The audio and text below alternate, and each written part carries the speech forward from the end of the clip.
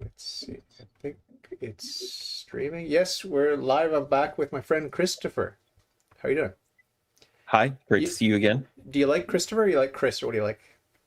Of those two, I prefer Christopher. Um, there's also a shortened name that it's kind of a new nickname for me, Risto. So that's fine. That's fine also. Risto? Risto is, and I learned this, I'm not Finnish, but I learned from Finnish people that the shortened version of Christopher for them is the middle part. So Chrisisto. Really? Yeah. Ah. So so I'm really big into Finnish sauna. Oh, yeah, yeah, yeah. Yeah. And so then that's how I learned that from them, that Risto is the nickname. Risto. Risto. Sounds Yeah, it does kind of Italian. sound Italian too. That's cool. Does your better half call you Risto now? No. She's not a bandwagon hopping type of gal. No. Well, she might under the right circumstances, I could see her referring to me as Risto. Very cool. So, you and I, we had one interview. It was very good, and then we were discussing some ideas. One of the ideas was group date. Double dating. You and your wife, me and my wife, and it's just like that's off the table because my wife's not into it. But the other idea was geeking out about music, and then the third idea was talking about the Um, church, or what was the third idea? so I don't remember the third idea. I put down a few Okay. topics that we could Yeah, potentially yeah, talk about. yeah, yeah, yeah. All those sound interesting. Yeah. A few other topics are Tea. tea, Okay. Yeah, I love tea. Yeah. like tea you drink, Yeah, yeah. I love tea. tacos, Okay. Yeah. Tea and tacos. Yeah. uh, what's the point of church, Yeah, that's a good one. and questions about Catholicism, That's a good one. uh, Finnish sauna. Well, let's start with tea, tacos, and finish sauna, and then we'll get into the heavier stuff. Okay, that sounds good. So I drink Earl Grey tea pretty much every day, Okay. loose, like the loose stuff. And my trick is mild. I like just put a few little grains, and I don't want strong flavor. That's my trick. Any particular brand?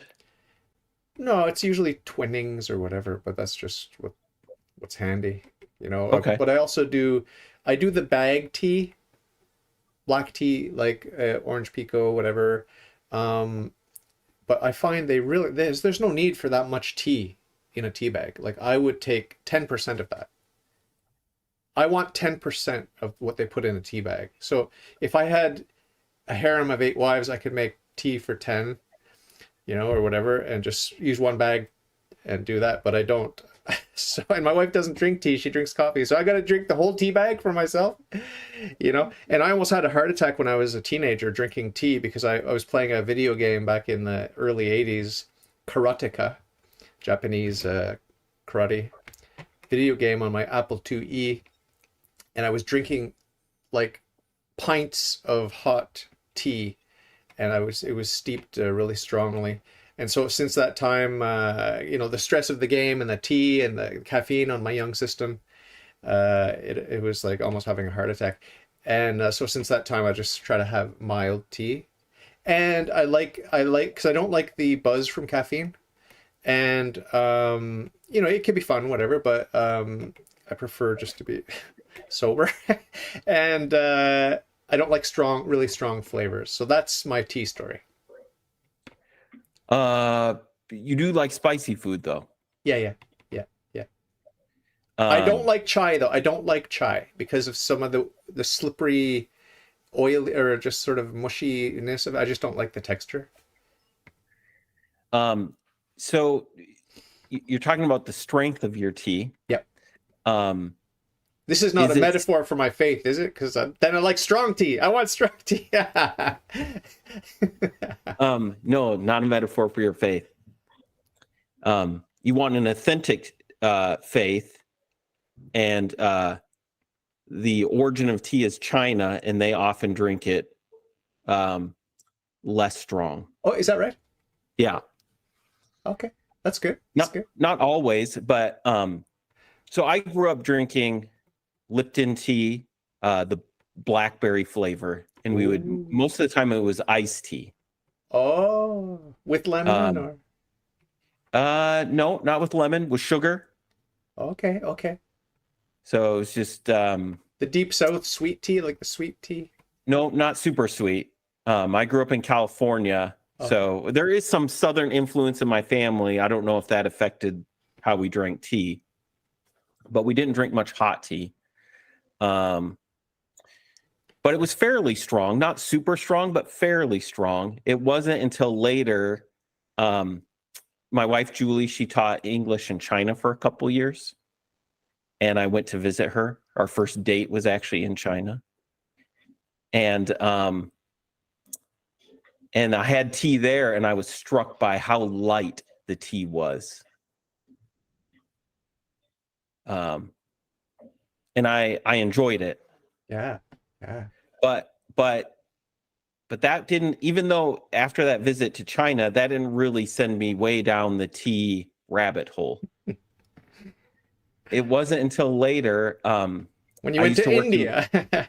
no, yeah. I used to work in IT. IT. IT, yep. But without the IT was where I got into tea. So,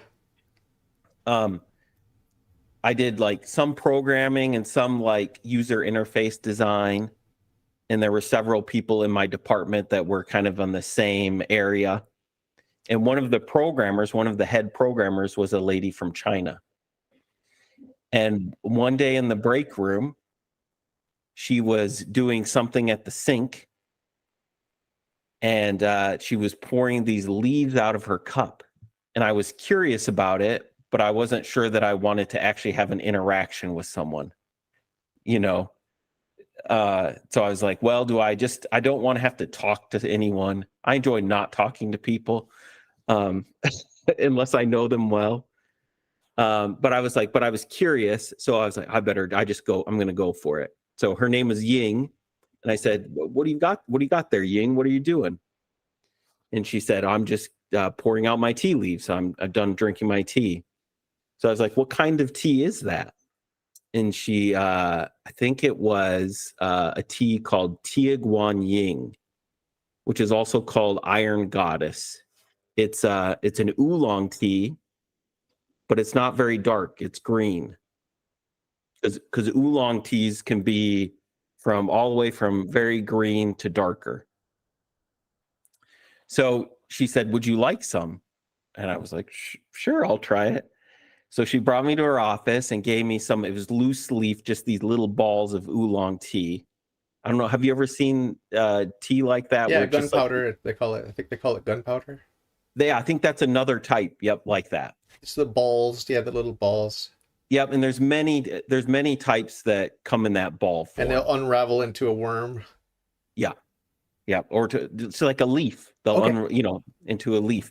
So she gave me some, and I drank it. She told me how to steep it with just the hot water, loose leaf in a cup, and I can keep adding water after I've finished the first time. And the flavor was astonishing. It was amazing. Mm. It was like kind of like pine, green bean, very like vegetal and kind of like bright and wonderful. Wow.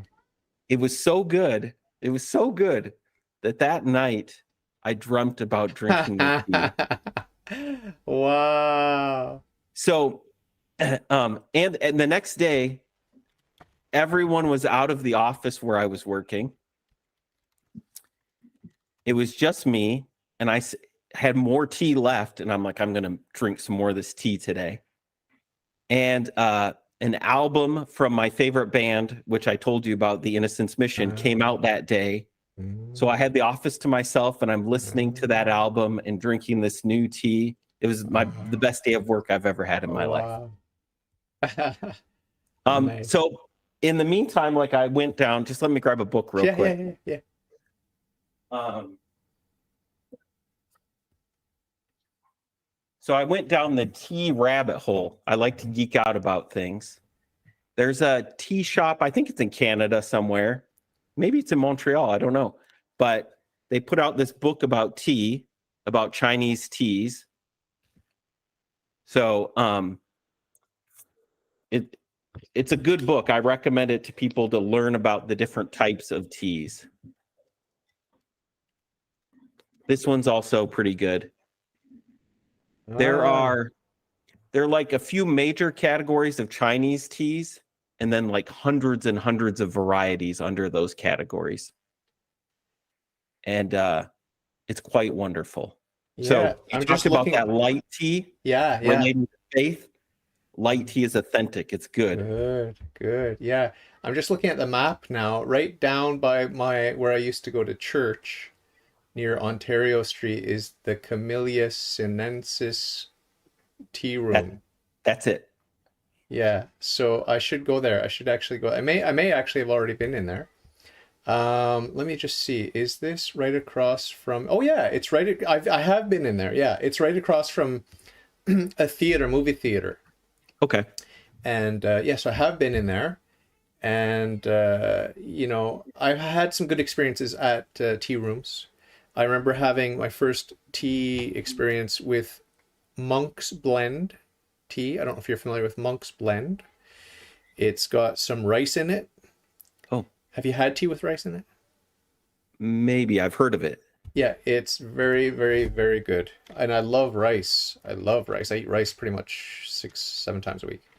So Monk's Blend. I'm just gonna look it up and just to see what the ingredients are.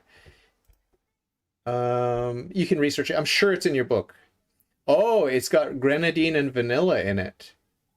Interesting. Ah, So it's a little sweet, or sweet, toasty. That's the word because there's toasted rice in it, okay. and a touch of dryness and a subtle bouquet, exquisite perfection. Mm. Amazing. And it's good hot or iced. There you go. You can try that. Yeah, that was my first experience as a teenager, young teenager with a friend in this cute little Chinese. It was called the Chinese Laundry Cafe. And Mm. it had a lot of atmosphere and stuff like that. But there's a thing, there's a psychological thing about having a traditional English tea because I have English heritage and I lived in England. There's a thing, I don't know if you're familiar with it, but like there's a taboo against putting the milk in before you pour the hot water over your tea bag. Have you heard about this taboo? I've heard it. Yeah, I've heard that people are on different sides of Have you that. tried have you tried putting the milk in on the cold tea bag and then pouring the hot water over? It is disgusting. It is disgusting. So it's like the taboo is there for a reason because it's not natural. It's gross, okay? It's there's nothing gross about it. It's just the idea of it when you do it, it's wrong. So I'm on that side of the fence with this issue, okay? The other thing is I like to heat my mug. So I pour boiling water into the mug and then dump the water out and then Yep. put the tea bag in. The problem with that, it makes the tea better, but it also makes the tea much stronger, much faster. Hmm. So if I could buy little mini tea bags, then I would have my black tea down to an art form. Or I can maybe like modify them myself. My wife modifies her clothing. She's really good with a sewing machine. Maybe she could take the little baggies and divide them and sew them into little packets or something. You know? Well, if you do loose leaf, which pretty much all of our tea is loose leaf. I could just open up the little baggies then. Well, and there's a couple ways to do it. There's we have a few kind of small teapots. Okay. One is just all glass. Then you can steep it in there, and then you can have a separate kind of like a pouring or receptacle vessel that you once you get it steeped to where you like it, you pour it in that other one, so it's not over. Tricks Yeah. of the trade. Tricks of the Or trade. my wife has a mug where it has it's clay mug and it has a clay insert. Huh. And then you pull out the insert when it's steeped how you like, and it sits on the lid, the upside down lid. That's good too. That's very good too. The person at I went up the mountain. There's a mountain in Mount Royal. It's the town is named after this mountain, Mount Royal, the Royal Mountain. And I ordered a tea, even though it was a hot day. But tea on a hot day, that's another thing I wanted to talk to you about. Tea on a hot day is very refreshing. Hot tea on a hot day is very refreshing because you sweat. But and you feel relatively cool when you're done burning with the hot tea because I drink the tea hot. I love the heat going down my throat. But I ordered a tea and they handed me the tea with the bag in the cup, and I said, "Can you please remove the bag and just like dispose of it for me?" And they're like, "Oh no, no, no, it's not. It hasn't steeped enough. Hasn't steeped enough." I'm like, "Just trust me, please. Just take it out." Are you sure? Like, it hasn't steeped. Like, they think that I'm not getting my money's worth, right? Because, are you sure you want to take the bag out? They really resisted. I thought that was cute. Yeah. And so what I've also discovered is it depends on the tea. Oh yeah. Oh yeah. Like I said before, there's hundreds of varieties of Chinese tea. Yeah. So some of those, like the one I was drinking, that Tia Guanyin, Yeah. it can hang out in the cup and be okay. It gets a little stronger, but Okay. Okay. it's okay. Uh-huh. Whereas there's some other ones I like that's like it's kind of like a semi-fermented tea called pu'er. And if that hangs out too long, it can get kind of astringent. Yeah, I am Scottish, so I'm a little bit on the cheap side, just without realizing it sometimes. So sometimes I will reuse a tea bag. I got a tea bag that I just set out and I just reuse it. And I notice the difference. I notice the difference. I don't like it. I don't like it. So I sort of feel guilty because I don't get the most out of it. So I'm gonna have to start dealing with this, because I don't want to waste it, but it doesn't taste good, the next day or whatever. So I got to figure that out. But I think maybe what I'll do is I'll open up the baggies and I'll just do the loose leaf thing. Like, that's what it's just gonna do. Well, there might be a win-win situation. I don't know. It's gonna push your Scottishness a little bit. The higher quality tea, the really high quality stuff, Yeah. it goes many steepings. Oh, is that right? Yeah. Oh, really?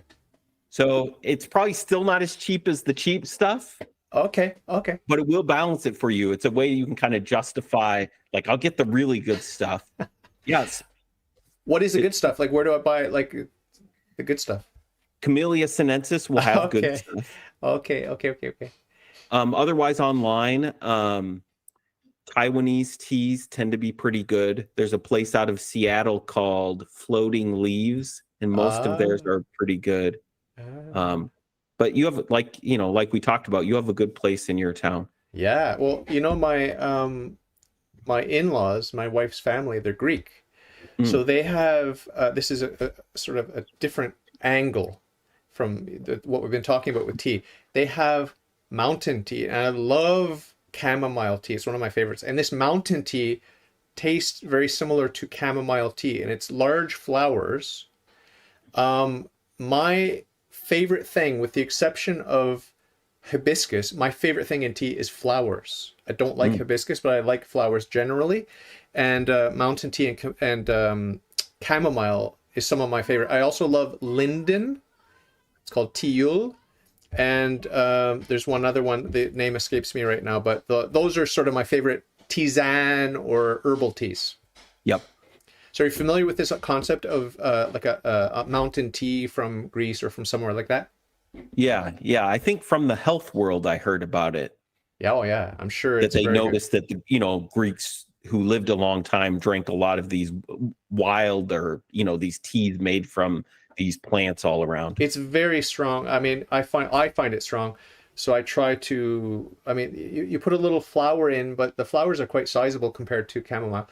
But you put the flower head in, it's too much. It's a little bit too much for me, and it does get a little bit slimy. I'm not a fan of the sliminess of some of the stems and leaves of these tisanes. But when it comes to that rose hip and hibiscus, I don't know why they always put them together. I don't know which one's which or which one doesn't appeal to me. But it's that sort of red tanginess that I find tart that I don't like. How do you feel about rose hip and hibiscus tea? I don't think I love rose hips, but I don't have much experience. I really love hibiscus when it's done right. So, Okay. down in Mexico, I've had like a hibiscus drink that's iced. So they'll make a make up a hibiscus drink, and I think it even had ginger in it, and it was sweetened. Ooh. That was really good. Oh, wow. Yeah, like I said, I can't really tell what's the hibiscus, what's the rosehip. I've been drinking sort of not on purpose, but accidentally ordering rosehip and hibiscus tea, not knowing really what it is. I've tried it a few times and didn't like it, but I don't really know what's the rosehip, what's the hibiscus. You know what I mean? Well, hibiscus is like that tart that you described. It definitely has that. Okay. But like I said, they sweetened it when I had it down in Mexico. Amazing. So when it comes to herbal teas, do you have a top favorite? I do like the hibiscus. I don't know if that counts for what we're talking about. Otherwise, I don't really have a favorite. Lemongrass. I don't know if that counts. Oh, okay. Okay. Do they put lemongrass in green tea or black tea sometimes? Do they do that? They can. I tend to steer clear of those. So like okay. Hybrid teas? The highest quality teas will oftentimes just be the plain tea. Yeah. Okay. No mixing and matching and all this sort of thing. There's a firm here in Montreal. I don't know if it originated here. It's called David's Tea. Okay. I think I've heard of it. I don't like their tea because it tastes very perfumey all the time. It's always very perfumey. Yep. And I like a little hint of perfume in my tea, but I don't want it to be overpowering. And I get the sense like I almost feel like it's chemical or it's artificial or something. Yeah. It's the same with Chinese teas. Is that a brand? Well, not by brand per se, but for me, it feels like it's maybe the lower quality stuff. Okay. I tend not to like the floral. There's some that taste very floral. Okay. And like you said, like it tastes like they put some sort of chemical with it. So I don't like teas like that. Yeah, I did get some really, really, really good floral tea, which is just flowers. Mm. So that's the pure, simple stuff. And it wasn't strong. It was not strong, you know? So I think if you tried that, you would like it, you know? Yeah. Because it's not, overpowering. I think I've had ones like that before and it was fine. It's fine. Yeah. Yeah. But I tend to prefer like that pine flavor or the green bean flavor in the tea, or there's some that kind of have like a mineral flavor, okay. like rocks, and then kind of a fruity flavor. Okay. And then there's this one thing that happens with some teas, not many of them, and I think it's probably genetic because my wife doesn't get it. And several of our kids don't get it, but myself and my daughter and one of our other kids get it, where after you drink the tea, a fruity flavor happens afterwards that's different than the flavor of the tea and just hangs out in your mouth. Like, body chemistry. It's a body chemistry thing. Like perfumes, they react differently to each person. Yeah.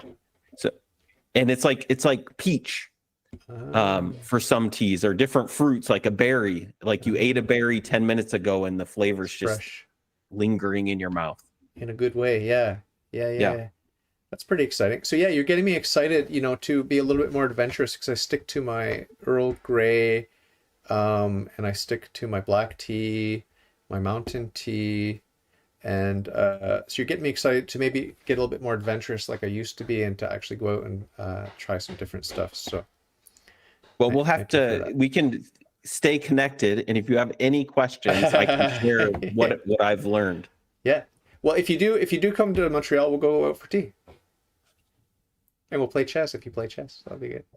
My kids play chess. Bring your kids then. We'll play chess. Yeah. Yeah, go ahead. I can play, but I just get too bored these days. Oh, okay. So next frivolous topic is tacos. Yeah.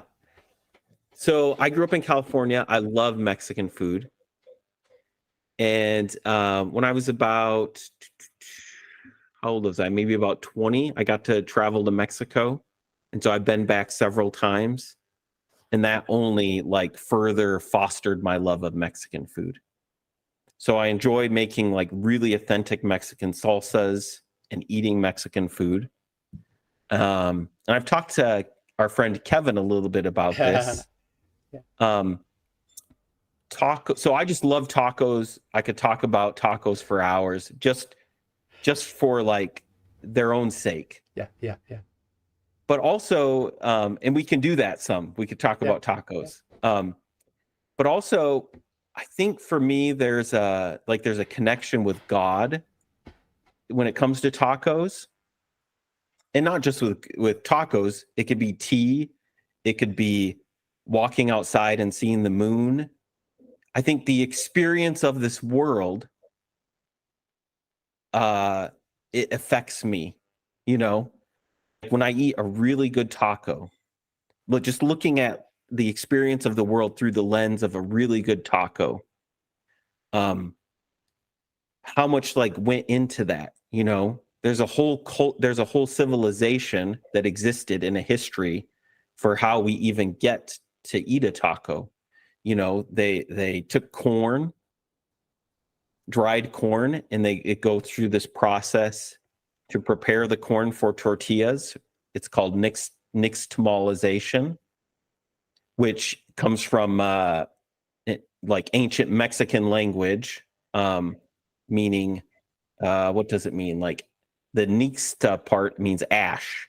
So they would put the corn kernels in ash, which creates and they still do this, an alkali solution, but they use mineral lime these days, an alkali solution that softens the hard exterior so that they're able to take off the exterior and grind up the corn. And it also changes the nutrient content to make them more nutritious so that you don't end up with a disease from only eating corn as your staple. So, so they put the corn through that process, grind it up, and then you have your dough for tortillas. You know, just the human ingenuity to come up with something like that. And then the wonderful taste of like a toasted corn tortilla with a filling and an amazing salsa. Like when you have just a phenomenal taco, to experience all the history of that, the ingenuity, all the different plants that are so wonderful coming together on this taco, and then your taste buds interacting with that and being nourished by that as well. It at some point, like it crosses this line, because sometimes I very much can relate to someone who's an atheist or agnostic, to be like, where is God? You know, I don't see God. I'm not sensing him in my daily life. But then you experience something like that taco, and you think about everything that went into that and how it's tasting. To me, that that story that I just told you versus and there being a creator God who created my taste buds and the civilization and all the plants. To me, that makes sense with that experience of what I'm having with the taco versus a story of like some accident kicked off the physics of the universe and it's some evolutionary adaptation of why I like this taco right now. So that kind of makes sense if I'm in textbook mode, I guess. But experiential mode, it tells me something different. Did you move the needle for Kev, non-trad cat? We didn't get into it a ton. I would love to talk tacos with Kevin anytime. Actually, I think he said pancakes were the thing that, Yeah, he likes. yeah. But I would like to hear like his story about tacos. You know, what's the compelling, like, how does he make sense of that experience? Mm. You know, like I think there are things as a theist, as a Christian, I think there are things that should give us pause and make us wonder and question. If that's not happening, I feel like we're not experiencing existence as like the saints of old did. But then on the flip side, I feel like as an atheist or agnostic, there should be things that give you pause and make you kind of wonder and question. Like, you know, it feels like there's something beyond this. Absolutely, absolutely. So I think 100%. tacos are one of those things. Yeah, did you listen to my get to know David Ross episode where I was on Enoch, the Catholic Rappers channel? Did you get a chance to listen to that? I did. Because Yep. I mentioned the tea and I mentioned the orgasmic experience of eating chicken mole burrito. Oh yeah, I remember that. Do you Yeah. remember that? I Yeah. thought when I said that, I thought, I wonder if Christopher's gonna hear this and if he's gonna like that because it's Mexican, right? It worked at a Mexican restaurant. It's Oh, I love delicious, mole. I can delicious. tell you where to go in Mexico to get Oh, the best mole. where? In the south of Mexico, where it curves Yeah, yeah, down, yeah, yeah. the most southern state is Chiapas. Okay. The second most southern state is Oaxaca. Oh, okay, okay. And if you want to like eat amazing Mexican food, you should travel to Oaxaca. Ah, And they have there's tons of different moles in Mexico. okay, And mole just means sauce, basically. okay. And so there they have a black mole. And another state called Puebla, they also have a black mole. The Pueblan one is a little more sweet. The Oaxacan one is a little more savory, less sweet. And there's a restaurant called Cathedral, Ah, and they have my favorite black mole that I've ever had. wow. I tried to make it twice. I like to cook, and I failed horrifically both Oh, times. oh. Third time's a charm. Get back on the horse. Maybe like 30th time is a charm. Yeah.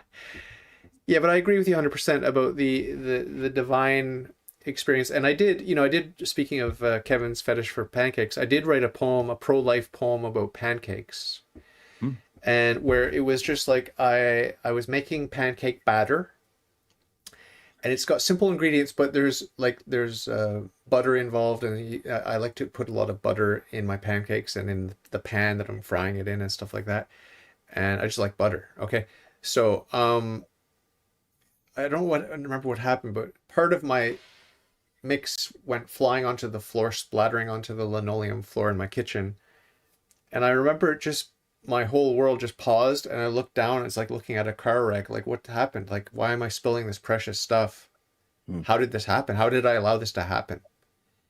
And, maybe it was 1 or 2 cents worth of ingredients on the floor, but I was just horrified. And then it occurred to me afterwards, because I just shrugged it off. Okay, it's not a big deal. Just clean it up or whatever. But it occurred to me afterwards, like, how would a mother feel ripping a living child from the womb and cutting it up and ripping it out of their womb? How do they feel? Does that give them pause? Do they have that moment where time stops and they think, what a waste? Because I did with my little pancake batter, part of my pancake batter, right? So I wrote a little poem about it, and but you know, how can I appreciate so much the pancake and the pancake batter and just what I know it's delicious, I know it's good, I know it's valuable, it's going to nourish me. Okay, it's not I'm not going to eat pancakes 24/7, but once in a while, um how can I appreciate that so authentically and be a hypocrite, turn around to be a hypocrite about things that are infinitely more important, the principle of life. So I'm right there with you in terms of having a connection to the divine through the mundane and the creature and the ordinary and the good. Because I read recently where Saint Basil the Great, one of our Catholic saints, said, everyone seeks the good, therefore everyone seeks God. It's that simple. It's just that simple. Yeah. Well, that's kind of the basic Christian apologetic of Romans, right? Romans, the Paul's letter to the church in Rome, where he lays out the case, um, which is, hey, the world is good. There's enough there for you to see God in the world, and then it's like, what do you do about that? Do you acknowledge that, or do you kind of turn and go your own way? Do you give thanks for that goodness, or do you become darkened in your intellect and not respond to that, right? Because that's the apologetic. The apologetic is there's enough clues for you to reach out and seek God, and then am I going to do that? And if I do that, the claim is that God will reach back to us. And that's pretty simple. Yeah. I wanted to ask you on or off camera, would you like to hop on one of our Bible study things? Did you see you were there, right, when we were doing that, or Yeah, I saw part of it. you Yeah. popped by to see it? I know you've done it, you've been doing it, and it's like a project you have at home or in your community or whatever you're doing. Yeah. But there may be an empty spot once in a while. If I hit you up in advance, maybe you'd want to pop in and just contribute. Sure. Maybe sometimes, maybe not regularly, Not but some. regularly, but just sometimes occasionally. So I'll hit you up. I'll Yeah. put you on the list and I'll ask. I had one guy reach that responded. I sent a group email asking a bunch of, sort of Protestants, for lack of a better word, and this one gentleman seemed excited. So he'll fill in some of the gaps. And if you'd pop in once in a while, just to get, we've got an Orthodox guy there, my friend Kieran. He used to be Protestant. We've got my Catholic friends, Aiden and Nicola, and I'm Catholic, but it would be nice to have a Protestant, or for lack of a better term, that's in there, a non-apostolic Christian, because we all have something to bring. Like there's a different emphasis. You'll have a different emphasis, a different set of lenses, and we may be wrong about stuff, you may be wrong about stuff, but we put it out there, and we kind of just we can just be stimulated by it and upbuild each other in the faith.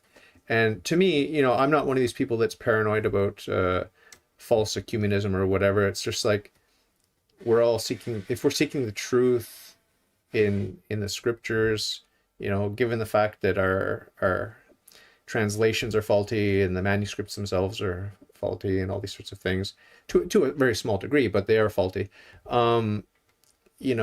I don't take it that seriously. What I do take seriously is the Holy Spirit that indwells us, and that God understands that we're in a fallen world and we see through a glass darkly, and our intellects are darkened and our wills are weakened. God understands that, you know what I mean? So I don't need to be paranoid about some kind of high standard of perfection of my hermeneutic and all these sorts of things, and this is the best translation ever and I'm only going to use this translation or whatever. Like the Catholic Church says that the Latin Vulgate is safe. That's all it says. It says it's safe, you're not going to go wrong, like don't worry. And so that's basically my approach with Bible study. It's like, I think most translations are safe. I've seen some bad translations, but I'm not worried about it. You know what I mean? Right. And especially if you're looking at the whole thing. I Yeah. was just telling my wife the other day, I kind of grew up with, and I've seen this a lot, but I've also done this a lot. And I grew up with this, here's a verse that says something, therefore this doctrinal conclusion. So I'm kind of moving away from that somewhat. I don't want to be like, I'm just going to dismiss whatever verse I don't like, but I think it's important for me, at least right now, to look at the big picture. If the scriptures and the apostles, the prophets, if they were emphasizing like this one thing, like 50 times, maybe I should pay attention to that one thing and not major on something that was more minor. So that's been my approach lately, is to take a fresh look and see what are the things that are emphasized over and over and over and over, and where I'm not aligned with that, maybe I better wake up and pay attention to that. Yeah. I'm glad that you have that attitude and that your eyes are open to that. I've always looked at it in a similar way, like Christianity, not just the scriptures, but tradition and everything. Okay. Emphasis, like stand back and look at the big picture. Where is the emphasis, and where am I misplacing my emphasis? I'm overemphasizing this, I'm underemphasizing that, and it's bound to happen, right? Mm-hmm. We don't need to beat ourselves up about it. It's interesting. Hey, I have a tendency to overemphasize this stuff, and I have a tendency to underemphasize this stuff. That's interesting. I wonder why that is. And like, is it genetic, or is it the environment, or or is it my attachment to this sin or that sin? Or what is it? Or is it because God wants to use me to emphasize these things that are, less, they're not normally emphasized, but is maybe the Holy Spirit's moving me to emphasize them. Maybe the person I'm talking with needs that emphasized. I don't know. Remain open, right?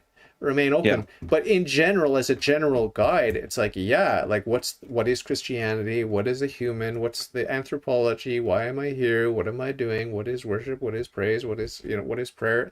Just the basics, so you remain focused on the big picture, right?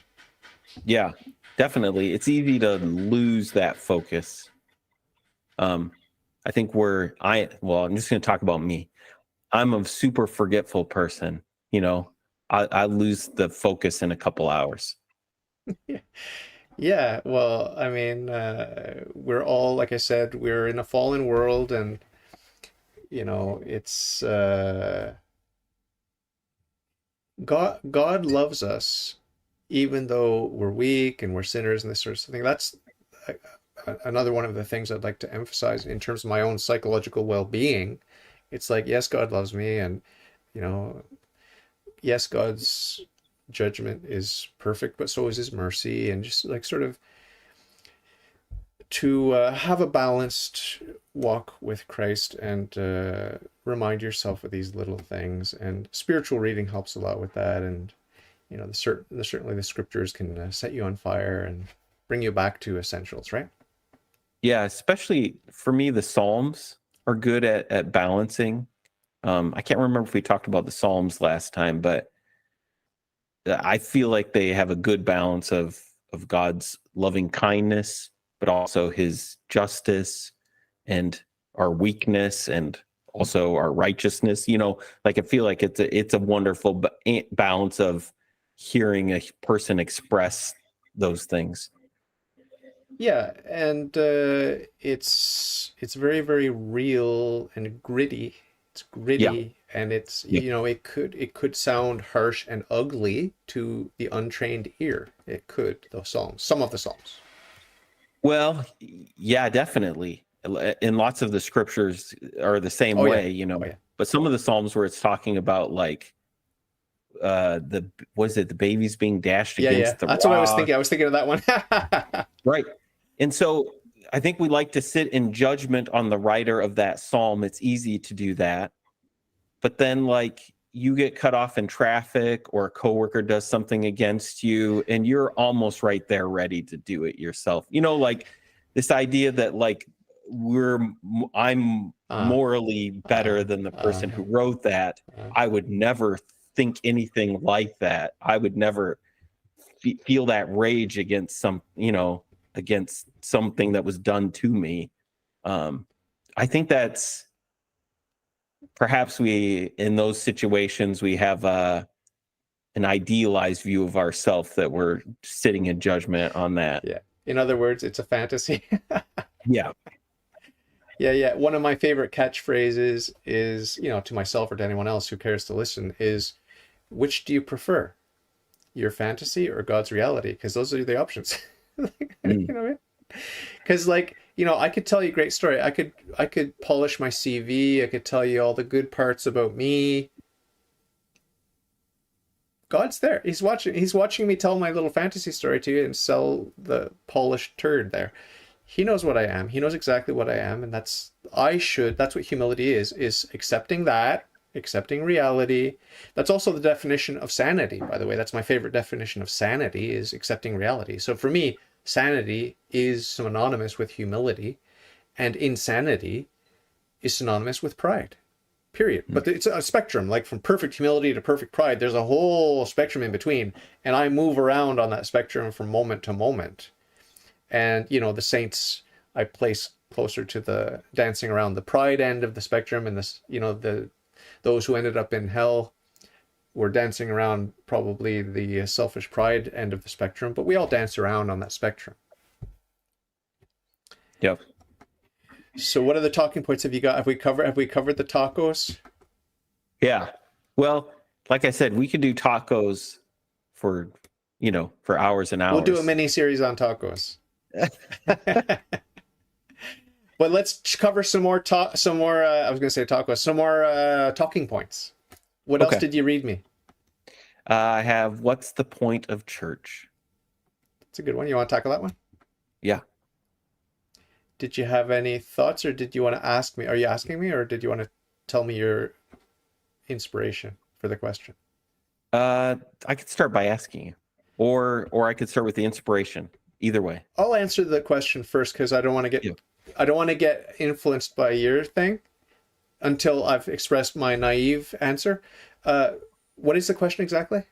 What is the point of church? The point of church is to unite us with God, and not only in the afterlife, but here and now, to become Christ. As I always love quoting St. Paul, no longer I who live, but Christ who lives in me, right? So to die to self, to live in Christ.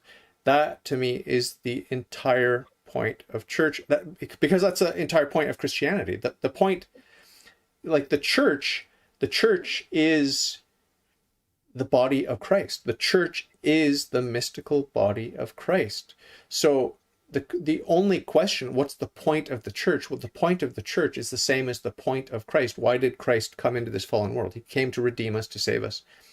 And he loves us infinitely, and he is love incarnate. He's mercy incarnate. He's also justice incarnate. So the point of the church is if you ask what's the point of the church, you're asking what is the point of Jesus Christ? The point is that you know, God is, only God can say I am. This is one of my favorite passages. I think it's Exodus 3:15 or something like that. The burning bush, what shall I say your name is? I am. So what is the point of church? The point of the church is I am. And I'm speaking for God here in God's place. God says, only God can say, authentically say, and meaningfully say, I am, all caps, exclamation point. You know what I mean? I can say, yes, I exist. I participated in existence. God gave me existence, and he's holding me into existence. And yeah, I can say that. But what do you have that you have not received? So why are you boasting as if you didn't receive it, if you did receive it? So, this is the point of church. The point of church is that God is good. God is the source of everything that's good. And we have an option in this fallen world to say yes to his grace and to go and to be with him and to participate in his divine life, the divine life of the Trinity. So that's sort of a rambling answer, but that's what I would say. Yep. Kind of like, I'm trying to think of an analogy to that. Tacos. Well, you could say, like, what's the point of a meal? Like a nourishment. Yeah. And pleasure, nourishment and pleasure, both. And then I guess maybe the next question might be like, how is that accomplished? So there's the kind of the point of the church, and then how is that accomplished? Yeah. Well, I would answer that if you allow me to answer it. I would say that it's all about grace. I'm a sola gratia Christian. Everything is grace. Everything is grace. Sin is not grace. Evil is not grace, because evil has no substance. Evil is just a parasite. It's just a way of going off the rails. But everything that is good, and everything that is grace. And St. Paul talks about this. Everything is grace. And the saints talk about this. Everything is grace. So, and that favorite citation I gave about, what do you have that you didn't receive? That's the sola gratia message right there. Okay. So I'm firmly on board with that. And this is the Catholic position. And I'm pretty sure it's your position. It's the non-Catholic position too, if you're Christian, I think. But, the means of grace, the instruments of grace, I believe, are most powerfully embodied in the Catholic Church, in the 7 sacraments of the Catholic Church. That's what I believe as a Catholic, and that's what I'm obliged to believe as a Catholic, and that's what I want to believe, and that's the best, the best part, one of the best parts of the good news of being a Christian for me is the sacraments. Yes, we can get grace through prayer. Yes, we can get grace through good works. Yes, we can get grace through almsgiving. Yes, we can give grace. And the Bible talks about that, and tradition talks about that. Yes. But for me, it's the source and summit of the graces is the Eucharist. And what is the Eucharist? It's the real presence of Jesus Christ, body, blood, soul, and divinity, in what appears to be, bread and wine. So it's a very, very, very important part of the church for me. Obviously not so much for you at this time or so far, But does that excite you that at least I have that vision of grace being embodied in these physical things, these sacraments? Like, you say these words, you do these things, and then you get the grace and I get absolved from my sins in the sacrament of reconciliation. I went this morning to confession. Is that something that you're just a little bit, maybe just a little bit curious about or jealous about, or is it just repugnant idolatry and carbuncles on the ark that have attached themselves? Yeah, so I wouldn't say the latter. Okay. I don't view it as repugnant idolatry. And I would say yes to, are there things in the Catholic Church that I am jealous of, or that in a kind of a generic sense, Yeah. that I look at and that I respect, that I like? Yeah. And I would say yes, 100%. You talked about going to confession. In the Protestant evangelical church that I grew up in, that wasn't part of the way that things were done. And not that I would say, like, if I was suddenly in charge of that church, that I would implement the Catholic implementation of confession. I wouldn't. But I do think that it is important that we have that opportunity to be honest and humble with each other. This plays out in the way that I view the church as a body of connected parts. And that one of the activities of those connected parts is to be honest, not just to God, but to be honest with each other, and to somehow be there with each other in the trenches. So that if I confess to you, that you're able to say, like maybe you could say, I relate, and maybe here's something that helped me. Or you're able to, maybe you can't relate, but you're able to just say, I'll pray for you about that. I'll pray for your, for your forgiveness and your repentance in that. And you're not alone. I can't relate, but you're not alone. And I think also just the power of just being honest with myself. My part of that equation is super important. So, I've even considered going to Catholic confession myself, because I do view that as a useful thing. Yeah. I wonder if you're allowed. I don't think you're allowed to do that, but let me check. I'm not allowed to. Oh, no. Catholics go to confession. No, I checked. You checked? Okay. I checked. Which to me, well, that's just weird to me. I don't know why you can go for a consultation with a priest, that's for sure. Right. But I also don't feel like I need to confess to a particular person. Hey, hold on. Yeah. Father Simon says they can go to confession, and when a non-Catholic goes to confession, what he has to say still comes under the rubric of the seal of confession. So it's kept secret under pain of what do you call it when you get booted out of the church? What do you call that when someone's excommunication? Yeah, exactly.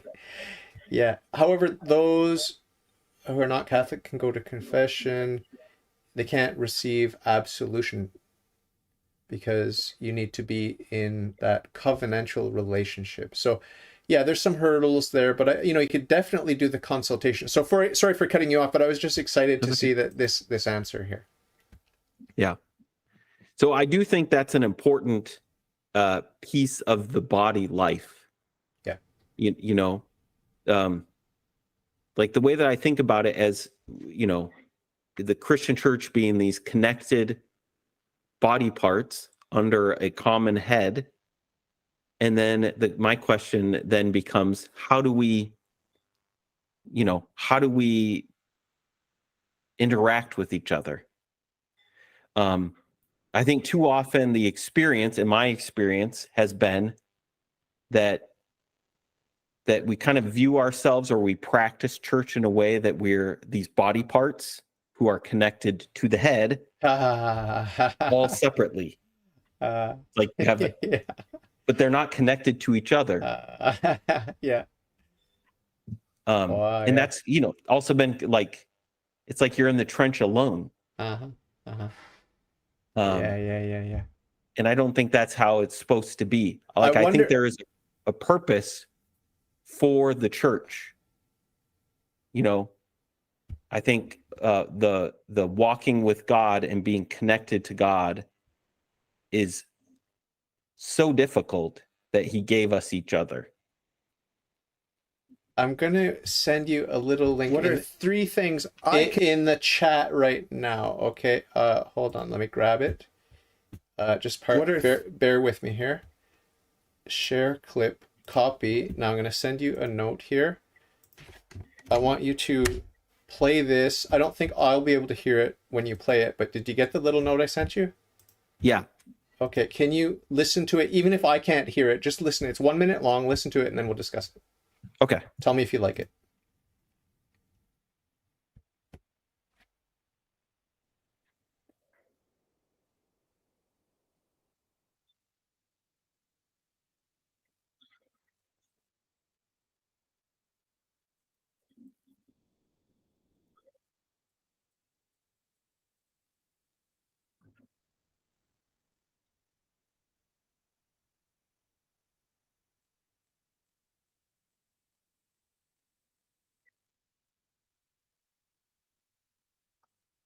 Yeah, I remember this part. Prayer. I can't remember what the second one was. Hmm.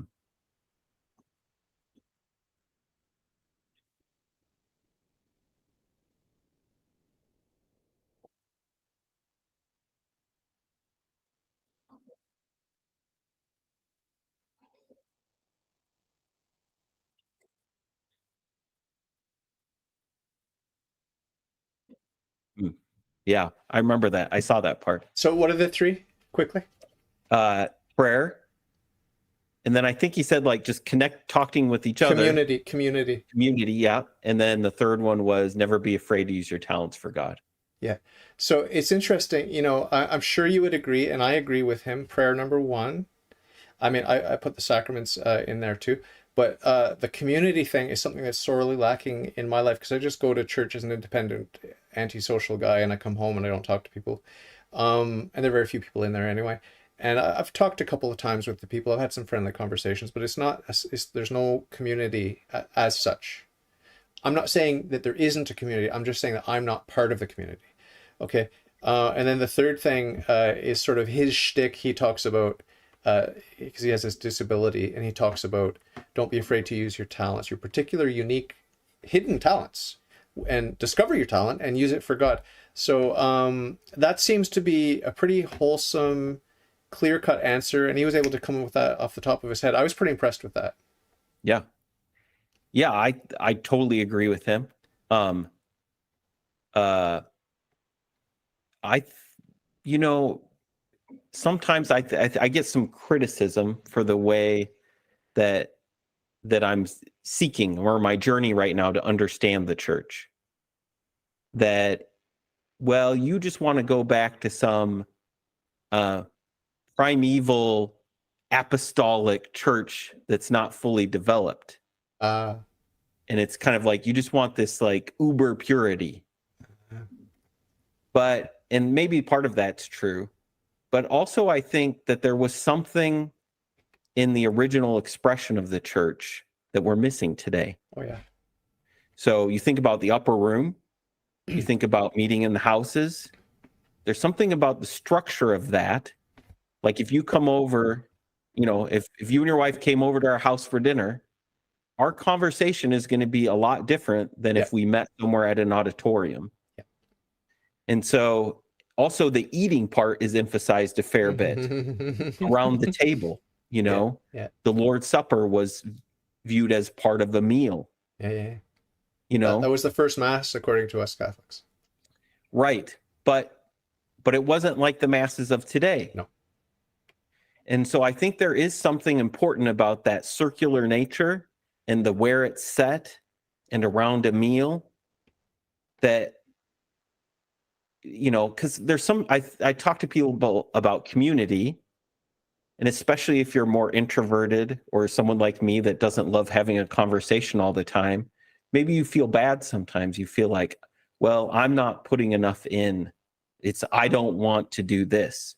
But again, I would tell that person, if you came to our house and had dinner, you're probably not going to have to worry about that. So I think there are important things in the early church life that we miss out on.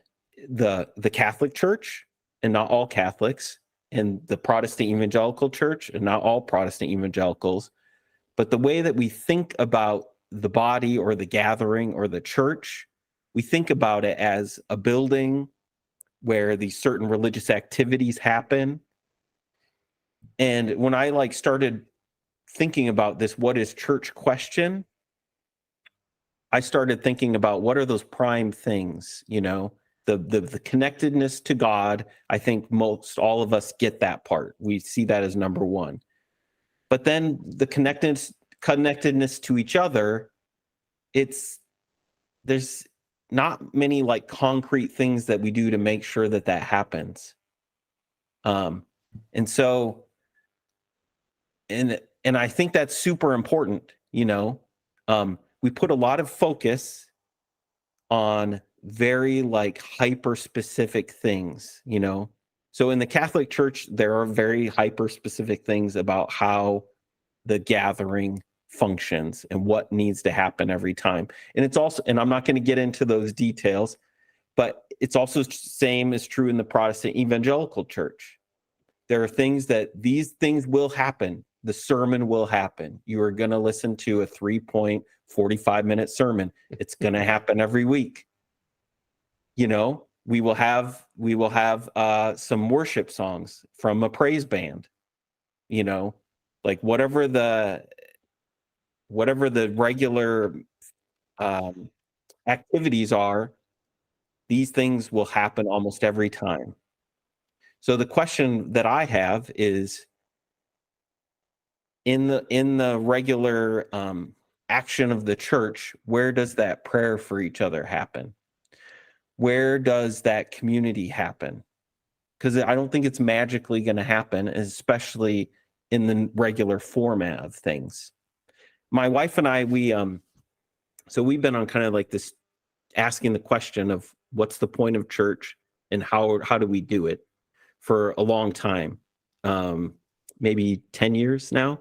Oh.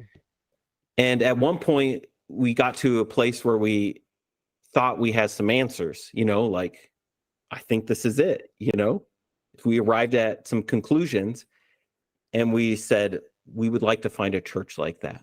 And we'll move, we'll go wherever, we'll just find a church like that, look online on the internet. And if it's in Atlanta, Georgia, we move to Atlanta, Georgia. And I still feel that way. But in that process of trying to find a church like that, it's how do you measure that? How do you find a church like that? And so my wife, Julie, came up with a question that I could ask people that are part of the church or the pastors that are part of a church. And it's a beautiful question, because it gets past how we think things should be or how we think we would like them to be, and gets to the point of how they are, because there's a difference between are you eating a taco or would you like to eat a taco, And so the question that I would ask the pastors or people that were part of these churches are, when was the last time that you shared what was really going on in your heart? The stuff that you're defeated in or wrestling with or victorious in, the stuff that people usually don't share. When was the last time you shared that with a brother or sister in Christ?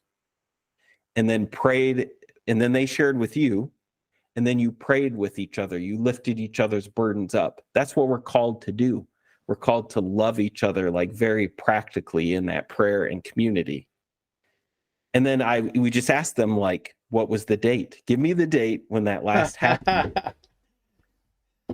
Does it happen every week? Is it regular? Because if we're going to move our family across the country to join a fellowship, it's not enough for you to be like, yeah, that's a good idea. We agree with you. We like that idea. Like, you need to be doing it. Yeah, yeah, yeah.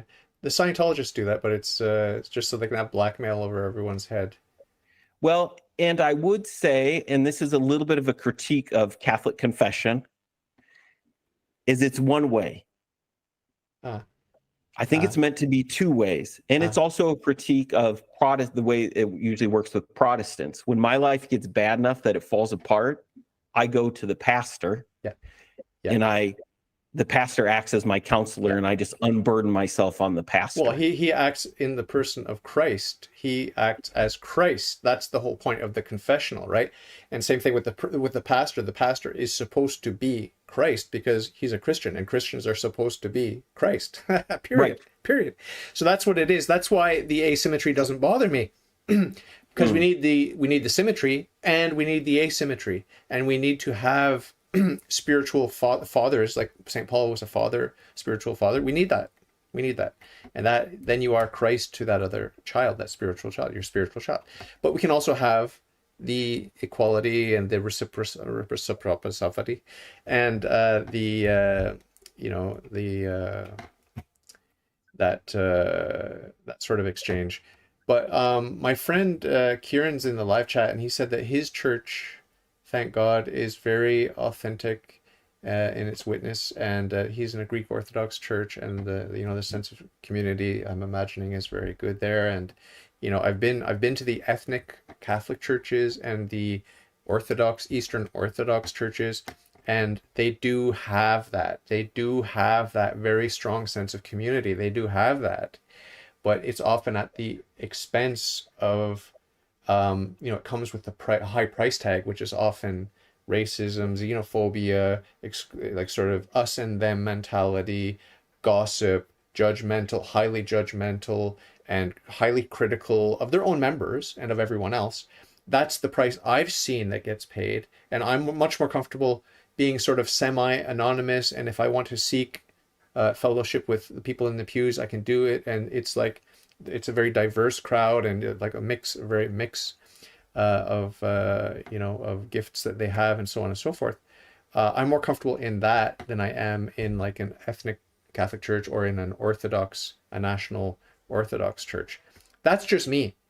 That's just me. Because a lot of the time I'm not saying this against Kieran and his Greek Orthodox church, but often it's a whitewashed tomb where everything is very community based and it's all very squeaky clean by all appearances.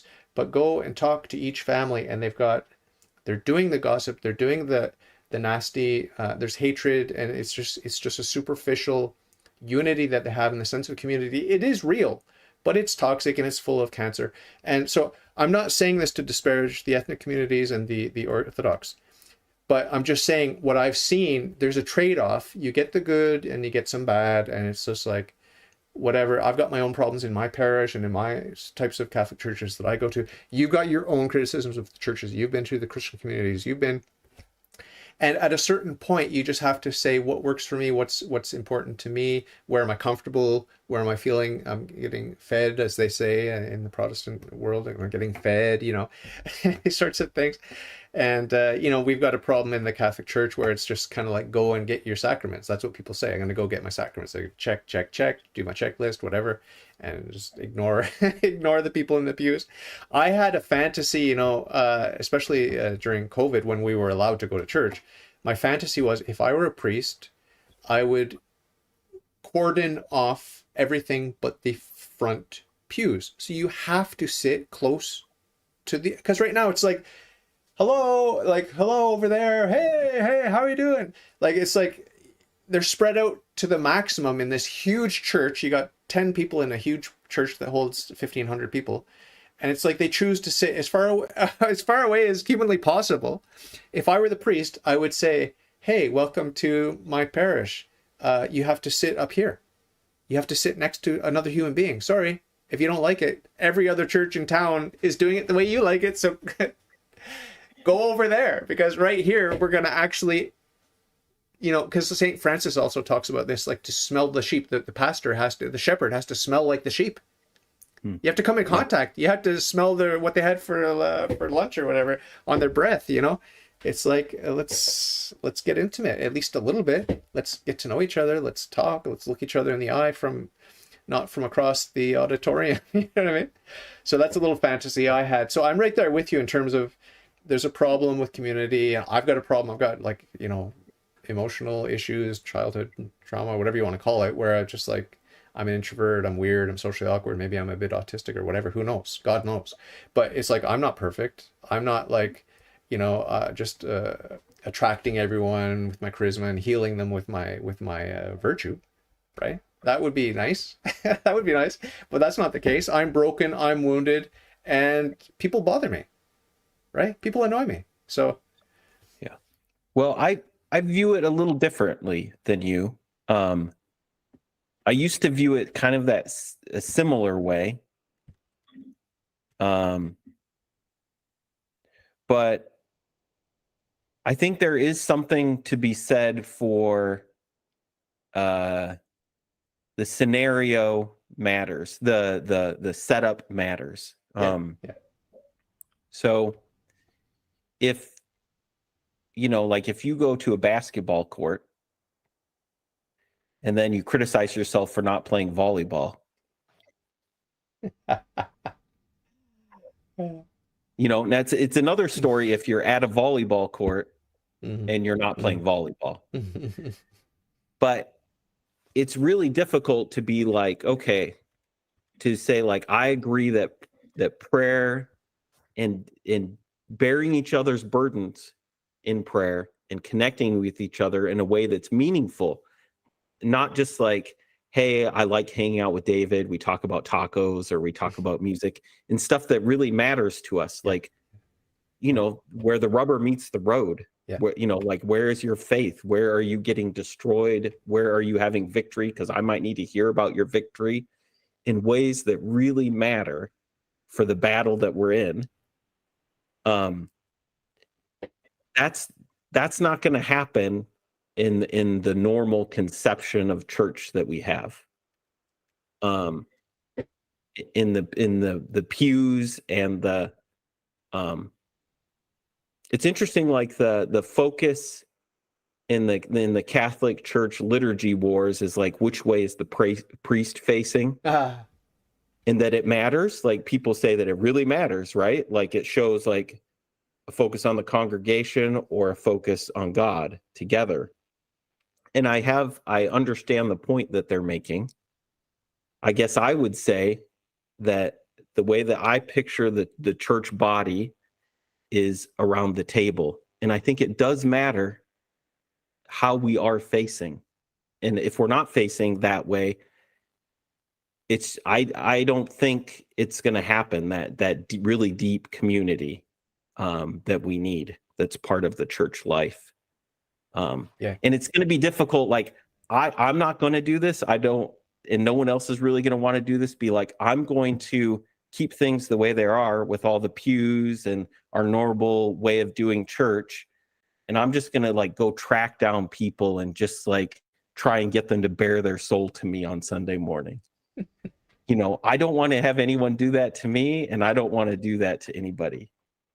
yeah, yeah, yeah. What do you think? My friend Kieran asked, what do you think of Francis Chan with his home church idea? Um, I'm on the same page as Francis Chan. If I followed his stuff as he was going from mega church pastor to wondering like, what are we doing? Like our journey kind of started around that same time frame. Okay, okay. And so I very much agree with like what Francis Chan is doing with house churches in San Francisco, and the reason why he's doing it. I think it's spot on. Yeah. Another thing I'll mention is that I've read canon law, church canon law, and there's a very different picture that's being Mm, painted about what the parish is supposed to be. It's supposed to be very, very interactive and united, and this includes not only non-Catholics, it includes non-Christians. All the people that live in the parish have to be involved. Like the priest has to be involved.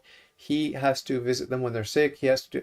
This is theoretical. This is on the book, by the book, what the church is supposed to look like. It's a community, and it's part of a larger community, and that larger community is part of a larger community. It's the principle of subsidiarity. So you have the family, you have the individual, you have the family, you have the community, the parish, you have, these ever-growing concentric circles of communities. But, on paper, it's supposed to be just a very beautiful thing. And in reality, it's not. It's not.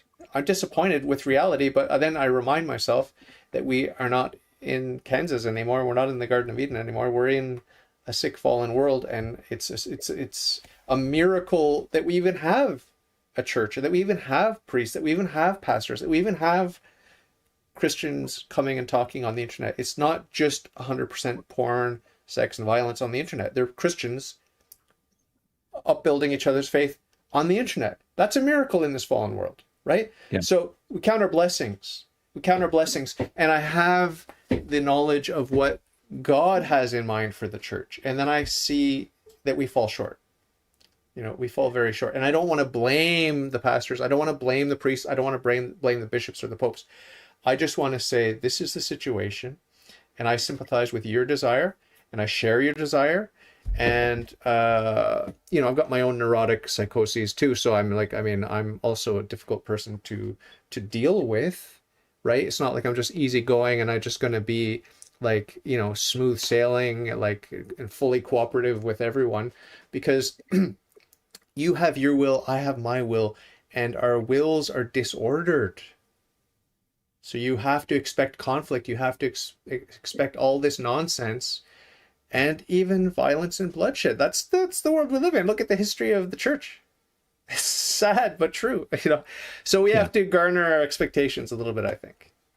Yeah, I think here's the analogy I want to give, though. Okay, there's a poor expression of something, right? Yeah. It's kind of like what you're talking about. Like, we know what great tacos are. Amazing corn tortillas, wonderful filling, great salsa, pulled off. But we live in a fallen world, and so not all tacos are great. There's a lot of really bad tacos out there. So that's one thing, which is like, here's what the thing is, and then there's since we live in a fallen world, there's all kinds of poor expressions of it, okay? There's a different thing, though, and this is what I'm trying to express, is if I came over to a friend's house and they said, I'm making you tacos.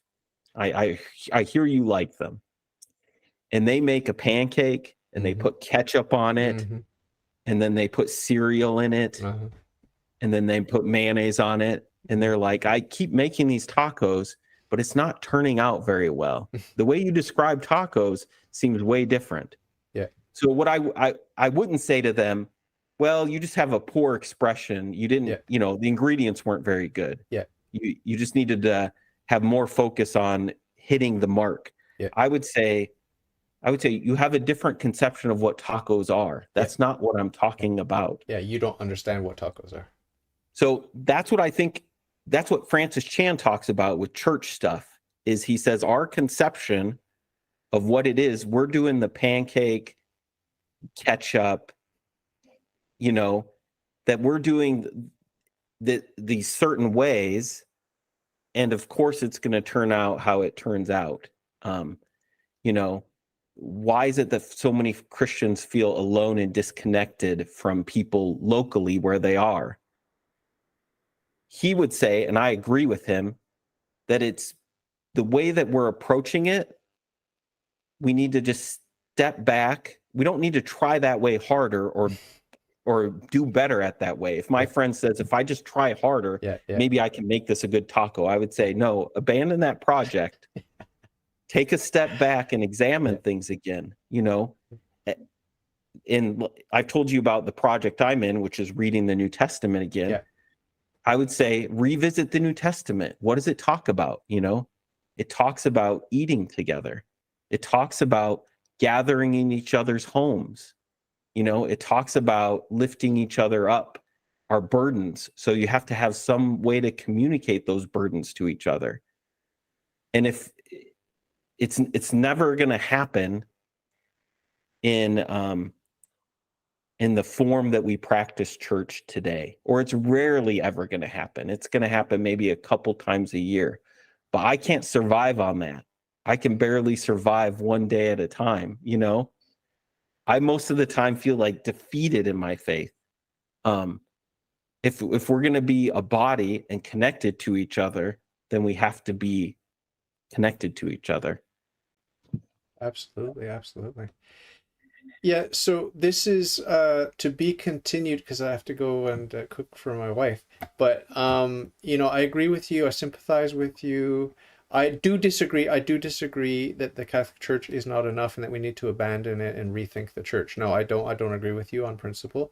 But I have, rather than having a rigid view of the church and the way church is done, I have a very open mind because for me the church is the mystical body of Christ, and like the Protestants like to say, it's the believer, the body of the believers. And you know it's not it's not necessary from my perspective to abandon the sacraments and the way the readings are done or whatever. This is all stuff that can change, and it has changed, and it will continue to change. The traditionalists are very excited about clinging to some past romantic vision they have of the way church was done before. I don't share that romance. I don't share that emphasis, and I don't share a rigid clinging to a certain structure or form. The mass is very, very simple. It can be reduced to basically the prayers of consecration and a very few elements, and it's just like the rest is just cultural stuff, right? That the church in its fallible human form is trying to do a good job of worshiping. And I think this would be good to emphasize this and that and the other thing. But it really is embellishment, and there's a lot of human tradition, and there's no shame in saying that, because part of the tradition is divine, part of it's human, part of it's fallible, part of it can be changed, part of it should be changed, and parts of it cannot be changed. So I have a very open mind when it comes to church, but I'll cling to the authority of Jesus Christ and the fact that he built a church and these sorts of things. So when you and I talk, I'll be nodding and agreeing a lot, but in the back of my mind, I'm clinging to Christ and his church. He built one church, not 40,000 churches. And yes, we have gone astray in many different ways, and we're making pancakes instead of tacos. I'll readily admit that, but the fault lies not with Jesus Christ, and therefore the fault lies not with his church. That's what I would say. Well, I should just clarify. I have heard of, and I think this does happen within the Catholic Church, what I'm describing, tacos.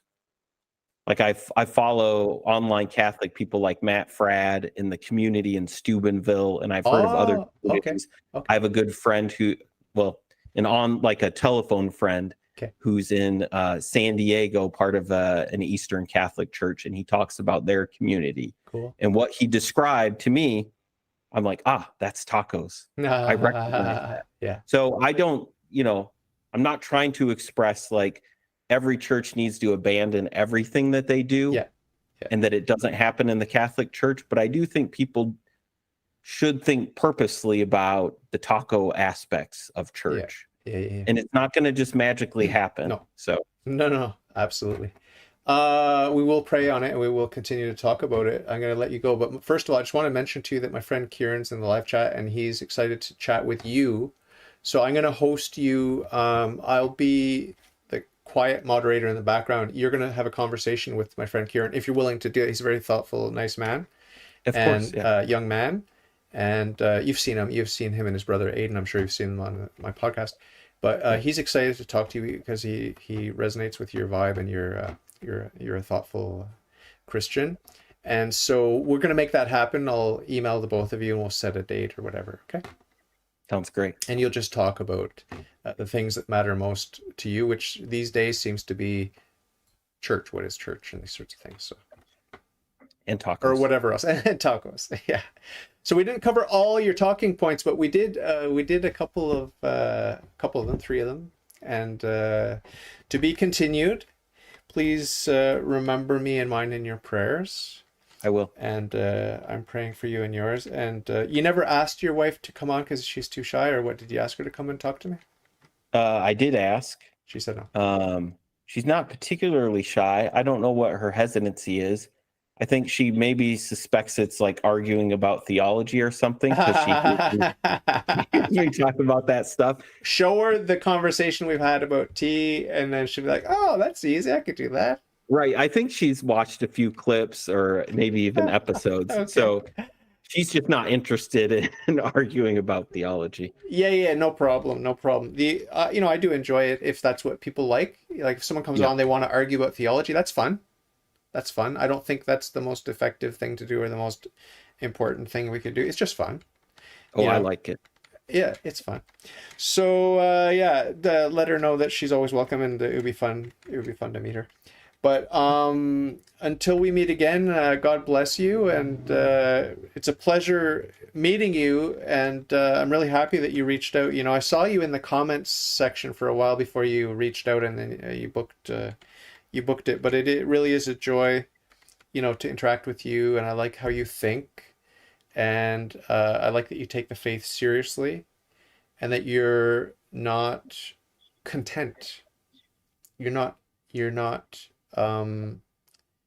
how should I say, complacent. You're not complacent. A lot of people are complacent. There's a tendency for me to be complacent. So I think we need to egg each other on just a little bit, Hmm. and you do that. So I thank you for that. Yeah. And right back at you. I feel like I know you better than you know me because I listen to you talk for so many episodes. Yeah. Um, but like I see what you're doing as part of the whole body of Christ thing. And I'm enriched by it. Well, come over for dinner, and I'll make you That'd be some. wonderful. I won't make you tacos because I have no idea how to do that. And I've had bad experiences with the waxy tortillas or whatever they're called. Are they called tortillas? Tortillas, yeah. There's some that are waxy and they taste like soap or something. Have you had that experience? Yep. There's lots of bad ones. So you'll have to make me a good one if I come down to where are you at? I'm in Minnesota, southeast Minnesota. Okay. Yeah, I don't think I'll come down there, but maybe if I ever do, you'll take Well, me to. you're always welcome. We'll do tacos, maybe some tea. Yeah, yeah. You're welcome at our sauna. So Oh, that's the one we didn't talk about. We'll talk about that next time. sounds good. Excellent, my brother. So I love you lots, and we'll talk soon. All right. God Adios. bless you. Bye bye.